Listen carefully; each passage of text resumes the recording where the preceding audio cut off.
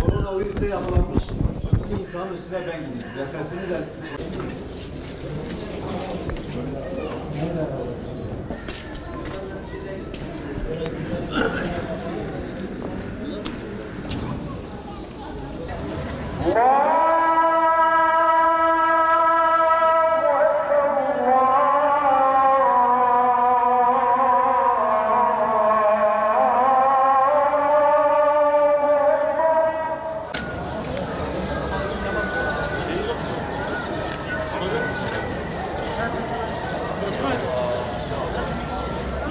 Arkadaşlar. Şöyle ayrı kılıf var. Ayrı var.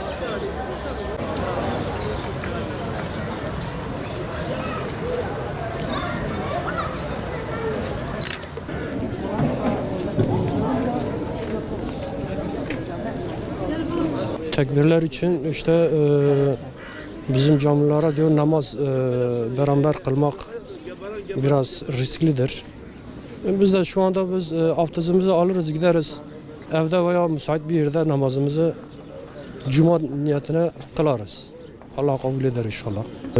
Ben 67 doğumluyum, şimdiye kadar böyle bir şey görmedim. Tabii bir ara kuş gribi geldi. Ondan sonra domuz gribi geldi. Evet, bunlar gördük. Tabii üzer ya, bu peygamber şehridir, dergah camisidir. Yani eğer bu hastalık olmasaydı her cuma günü gelip burada namaz kılıyoruz yani. Yani ilk kez bu hastalıkla dolayı camiler, tüm ziyaretler yerleri kapandı. Yani bu bizim de tahminen yani bizim kendi kendimizi yoklamamız lazım. Ümmet-i Muhammed kendi kendilerini yoklaması lazım. Nerede günah yaptığımızı, nerede hata yaptığımızı düşünüp istiğfar etmemiz lazım. Dua etmemiz lazım. Duadan başka bir iyileşme umudumuz yok. Valla şimdi evde herkes kendi oturma şeysi ayrıdır. Yatağı, sabunumuz, ilaçlarımız hepsi hazır. Yani ilk tedbirimizi almışız. Gerisi Allah'a kalmış bir şey. Tedbir bizden, şifa da Allah'tan gelir. Allah devletimize zeval vermesin. Burada insan sağlığı her şeyin üzerinde. Allahu Teala Rabbil Alemin bir cana kıymayınız dediği noktada ki bu başımıza gelen bir musibet, bir felaket dünyanın tüm her yerinde bu hastalıkla ilgili sıkıntılar devam etmekte.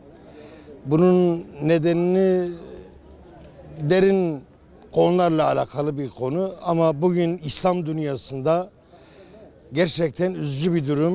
Kabe kapalı, tavaf yerleri kapalı, camiler kapalı, cemaat namazları ve vakit namazları maalesef Diyanet İşleri Başkanlığı ve devletimizin almış olduğu kararla alakalı. Tabii ki bu insan sağlığı açısından alınmış bir karar. Çünkü gerçekten binlerce insanın ölümüne neden olan bu hastalık, İnşallah Rabbim bizi bu musibetten, felaketlerden, belalardan bertaraf eder. Ülkemiz İslam coğrafyasına 650 yıl İslam dünyasına ve tüm dünya insanlıkla hizmet etmiş bir aziz millettir, aziz bir vatandır, kutsal bir vatandır. Burası Peygamberler şehri Şanlıurfa. Yani biz şimdi belki bu konuları böyle ifade ediyoruz ama içimizdeki ağlayışımızı dışarıya dökme olasılığımız yok. Çünkü üzüntü gerçekten çok büyük. Allah yar yardımcımız olsun. Peygamberler şehri maalesef buna layık bir uygulama değil ve olmamalıydı. Allah devletimizden razı olsun. İnşallah bunu en kısa zamanda atlatır, normal hayatımıza döner. Tekrar İslam dünyasında yeniden doğuşumuzu ilan ederiz.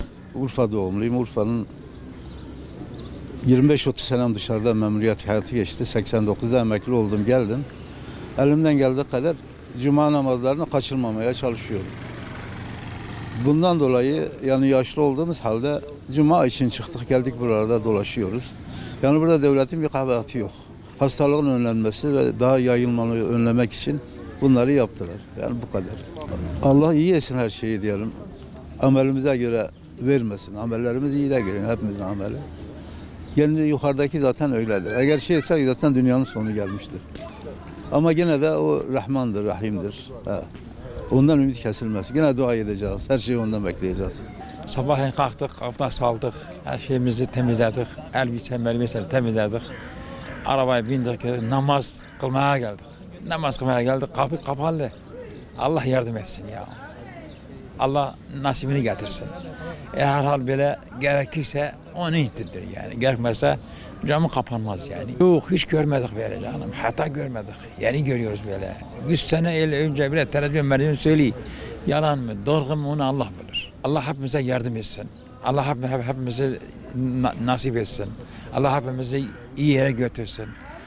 Allah hepimizi dualarımızı kabul etsin. Müslümanlara, şeyhlere, mezheplere hepsine dua etsin.